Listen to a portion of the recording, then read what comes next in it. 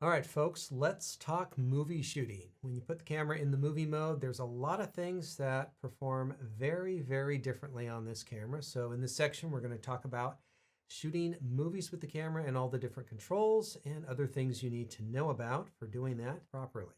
All right, so first off, we have that main stills movie controller. You're going to want to move it to the movie mode for this particular section. And so once you move it into that movie mode, then the controls change in what they do and how a lot of things look in the camera. So then we have the button in the middle where we press to start and stop recording. You do not need to leave your finger on the button. It's just wants to start and wants to stop. Now you can actually record movies in the stills mode by simply pressing the record button. But what happens as far as what format are you recording? What style and settings do you have set? Well, that all depends on what you have set to custom 3 in your mode settings. So if you are shooting movies, you would normally put your camera in the movie mode and you could select using the mode button on the top of the camera, as we did in the previous exposure section. You could select time value, aperture value, manual, program, or any of the custom modes, and that's perfectly fine and good to know about. But if you have the camera in the stills mode and you want to be able to capture a very quick video without even putting the camera in the movie mode, well, you can just hit that record button and it's going to record however you have the camera set up with custom 3. So if you typically want the camera set in a very particular way for just quick recordings, well, you'll want to set that up in custom 3 as we showed you how to do back in section 3 of this class, setting up the exposure. Now, the first thing that you'll notice, either looking at the monitor on the back of the camera or through the viewfinder, when you go from stills to movie shooting, is that the aspect ratio changes because when you're shooting movies, it's either going to be 16:9 or 17:9 as opposed to 1:1.5. And so you are going to get those black bars along the top and bottom. Now, you can use the touch screen to start recording. There is a circle and a square in red so that you can start and stop if you want to use the touch screen, or you can use the basic red button on the back of the camera. You can press the Q button to access the movie quick menu that we've already talked about in the quick menu section. And a lot of these are shortcuts to various features that we will see once again when we get into the menu setting. All right, so probably the most important setting when shooting movies is the movie recording size. And this is where you get to set up the basic parameters of how your movie is recorded. First up is resolution and aspect ratio, then frame rate, and then compression. Now, there is a lot of different options within the menu on different things that you can choose that change the format of the file that you are recording. And I have been trying to get a handle on this, as I imagine many of you have been trying to do. And I decided that I would try to put everything onto one slide. And this slide is also going to be in your printed PDF that comes with the class. And I wanted to see, where does everything lay and how does everything kind of lay out in the options available for this. And I laid it all out and it became a very ugly slide. So this is what we like to call the ugly slide that shows you all of the video options in the camera. So let's go through what these different options are. All right, so first up, one of the options is actually 6K recording in resolution, but it doesn't say 6K on the label. Not really sure why it says 4K, but right below it, it does say the resolution. And so you can record up to 6K if you want, 4K or full HD, whatever resolution you want that fits your purpose. We have these main options available to you. Next up is we have a variety of frame rates. Now, not all of these frame rates will be available in all of the modes. There is some peculiar settings that you can or cannot have depending on which mode you have, but just be aware that there is going to be frame rate settings next up. Now, we do have a RAW option in this camera, which is kind of unusual for many cameras out today. You can record internal to the memory card in RAW. There's also a compressed RAW that you can use if you want to save a little bit of file size. Now, the other settings are going to be using some sort of compression setting to compress the data. Video can use up a lot of data, and that gets to be a problem. So as this whole section will show you, there are lots of ways of compressing data for video, And you may want to use these if you want smaller file sizes, or you may not want to use them if you want to have more information in which to edit your videos. Next up is going to be your color sampling. I'm going to explain this as well as the others features in more detail in a moment. We have different bit depths that we can get with RAW or some of our HDR shooting, or just standard video recording, which is going to be at 8-bit depth. The amount of megabits that you are recording and storing on your memory card per second per minute is going to vary according to these other compression settings and resolution settings and frame rate settings that you have set.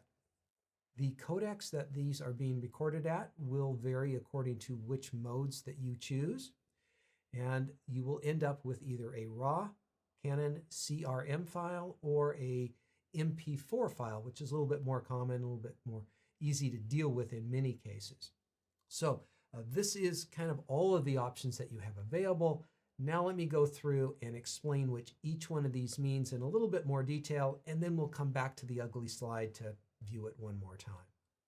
All right, first up, this is the easiest. This is resolution. This is just the number of pixels that you are recording. Full HD was considered fantastic at one point in time, and now it's just basic video. 4K is still very good. There's a lot of options on recording on this camera with 4K. There are two different versions. There's the 16:9 version, which is 4KU, and then 17:9, which is a little bit wider aspect, which is the 4KD. Now this can also shoot 6K in an ultra high definition. It's 6,000 pixels across on the long side, and that's why they call it 6K, even if Canon doesn't actually call it 6K in the labeling, which I will show you in a moment. Next up, frame rates are pretty easy to understand. Number of frames you're shooting per second. The standard rate for NTSC is 29.97, 25 in PAL regions. Now, if you want to get a little different look, maybe you're shooting faster action, or as I say, you want kind of a different look to your video, you can double those rates, and those are available in most all the modes available. Now you can also shoot at movie rates, which is 24 frames per second, whether you want to shoot in straight 24 or 23.98, which is designed for more for shooting with video. You can choose that to have more of a Hollywood cinematic look to your videos. And under the high frame rate option, which we will talk more about later on in this class, you can shoot at even faster frame rates that are 4 or 8 times as fast as the normal shooting. Now in these special high frame rates, you are not able to record audio in there. It's kind of designed for doing slow motion photography. So if there's something fast going on and you want to play it back at a slower rate of speed, matched with some other audio that you got from some other place, that'll be very good for this section. Next up is compression. And so typically in video, the video is compressed because the size of the files are so large. If you want to shoot in RAW, compressed RAW, or all-I, what it does is it records information for each individual frame. In order to save space, there is an IPB option where you can have information from one frame kind of pass to the next, and it's a way of saving space in the file size while still returning a video that looks pretty normal to most people's vision. If you plan to shoot basic video, export it, and just have it as a basic video, then using this IPB compression is probably going to be fine. If you're going to be editing professional video, you're probably going to want to use the all-I or one of the RAW options as far as your compression option.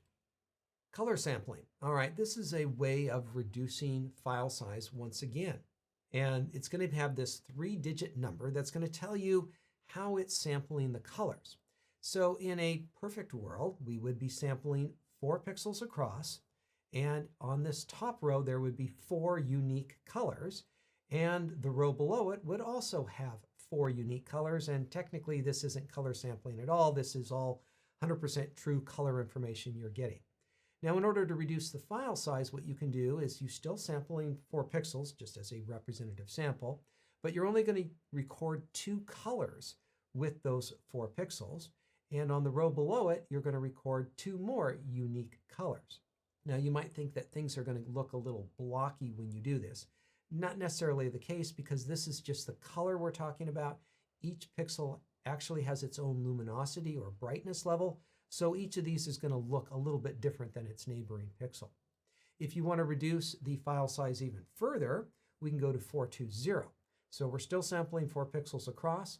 We still have our 2 unique colors on the top row, but we have 0 unique colors on the bottom row, so they're the same as the top row. Once again, each of the pixels has its own luminosity, so it still does look different, but it's saving file space. And so if you want to save file space, 420, 422 is going to give you much better color. All right, color depth. How many actual colors are you recording? General video up to this point, for most people, has been 8-bit video, and this is going to give you 16 million colors, and this is going to be good for pretty much everything. Then there is 10-bit, and this is where you are going to get 1 billion colors for HDR or the log mode. This can be very good if you are going to color grade your video later on and you want a wider latitude. This pushes things even further, and now we can do 12-bit if we want to shoot in RAW. It's going to increase our file sizes quite a bit, but it does give us even more latitude and range of tonalities and colors to work with. Now, obviously, I like to shoot at the highest quality I can for most everything. But when it comes to video, you don't really want to overshoot because you are going to end up with very large file sizes and storage for something that you may not need. And so you need to be aware of the size of your memory cards, how fast they can record data, and how much data you are recording to them. In full HD, it's very easy with these cameras to have relatively small amounts of data coming in. When you want to shoot RAW, you are going to shoot tremendously more amount of data. As I was getting ready for this section of the class, I was just kind of playing around with these different settings to see how long I could record. In the FHD mode, I had 6 hours of recording on my memory card. When I moved it to the highest quality RAW settings, I could get 6 minutes of recording. So it really depends on what your needs are. You don't want to overshoot something that you know that you're not going to need. And so be wise in making your setting choices appropriately here. So here we are back at the ugly slide at all of the different options and compression options, frame rates that you have with this particular camera. And all of this can be done in the Movie Shooting 1 menu. Let's go ahead and dive in there and take a quick look around at some of these different options in here, and I can maybe point out a few things I talked about. So first off, we need to be in the movie mode, so make sure you are in the movie mode so that you can get to the movie menu. We're going to move over to tab 1, movie recording size. You'll see that we have 3 rows here, and you can use the back dial to go between the top, middle, and bottom rows, and then you can dial over for your different settings. And you'll notice here we have our 4K and our HD settings, but we do not have our 6K setting. I'll show you that in a moment.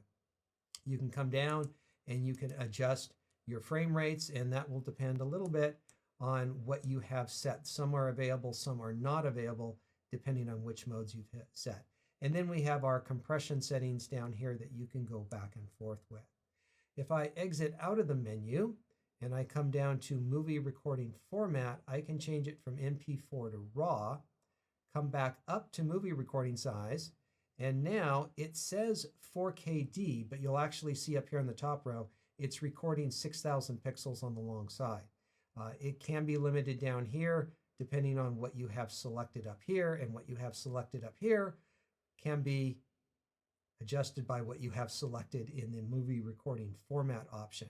So you can see some of these options become available and some of them are not available depending on various settings. So be aware there's a lot of contradictions that can happen as you are going through the movie menu. All right, as I just showed you there, the movie recording format is a very important setting. I think for a lot of people, they'll leave it on the MP4 setting. There's a lot of great options in there for recording very good quality video. If you do want the absolute highest quality video, that is going to be RAW.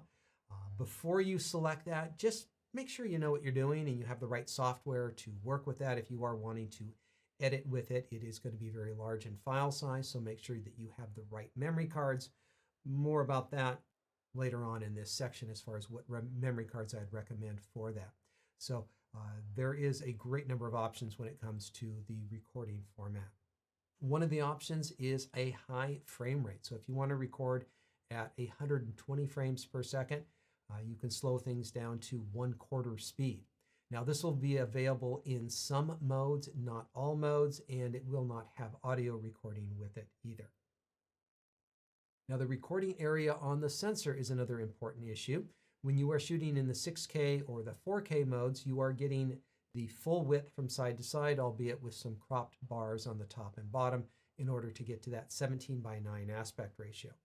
We also have a 4K option as well as full HD option in 16:9. That cuts in a little bit from side to side, not too much to be worried about for most people, but it does just kind of crop in on where that 17:9 frame is.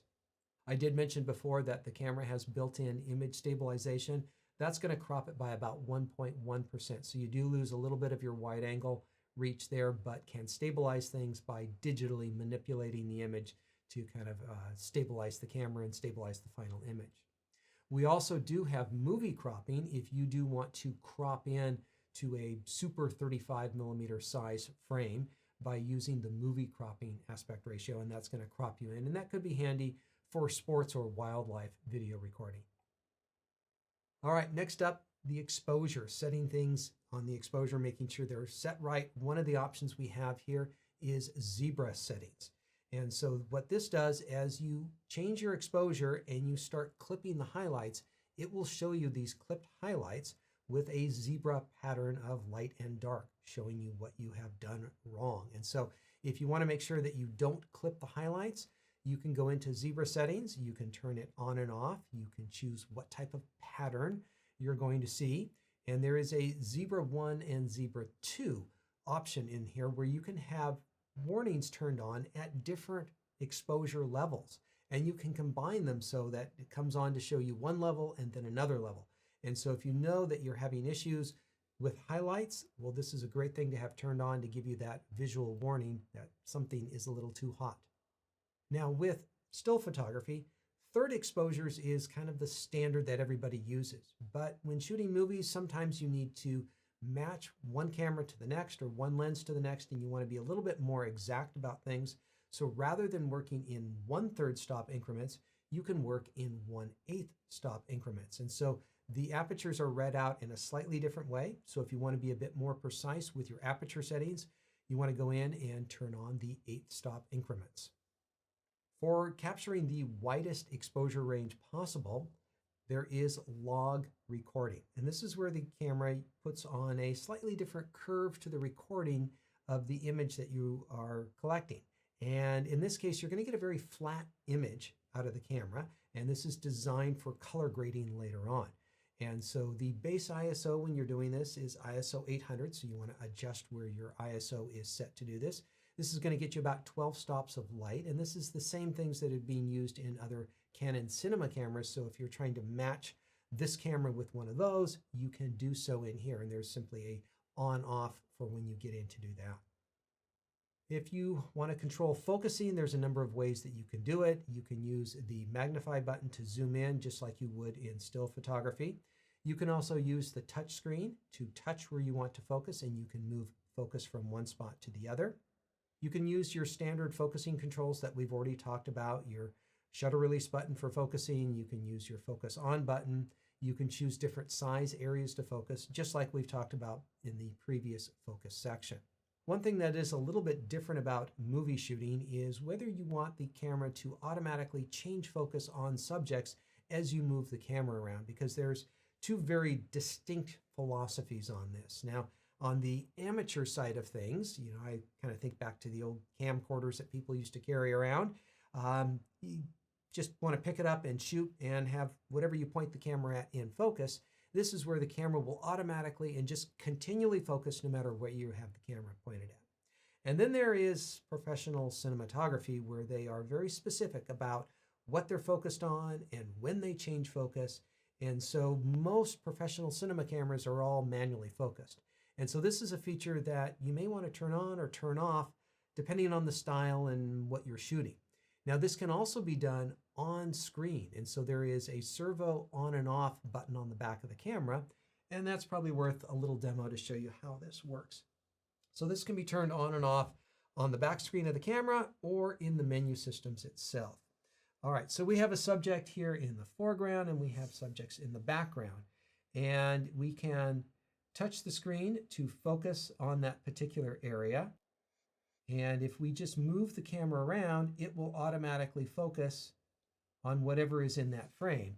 You can see that it kind of takes a moment for it to kind of realize, okay, this is what you want to focus on. I will change, but I'm not going to change too quickly. So this is servo AF turned on. We can touch this and turn off, and it will no longer focus unless we tell the camera that is where we want to focus, and then come in and press the focusing. Now you'll notice the focusing moves much quicker, and that is because of the menu settings on how this is set up right now, is that it doesn't want to jump to the focusing because that can be jarring to your video. It wants to smoothly focus from one subject to the next.